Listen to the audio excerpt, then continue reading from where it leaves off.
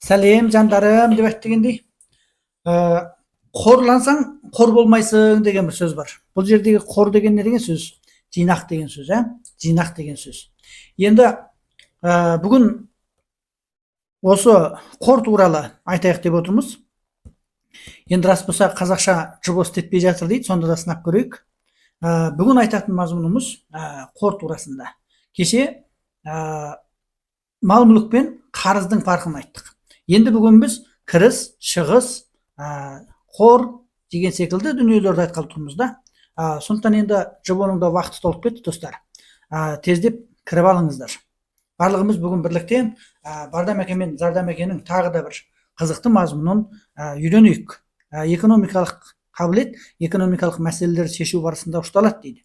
Ал егерде сіздерге дәл мен секілді керемет бір ұстаз келіп, бұл жағында тіпті де түсінікті етіп баяндап берсе, онда бұл әрине нұр үстіне нұр болар емес па. Сондықтан да жаңағы тәжірибе сынақтарды ханзуда бір сөз бар, можешь эту коха дейді да, тасты сипалап жүріп өзеннен өттік деп жатады.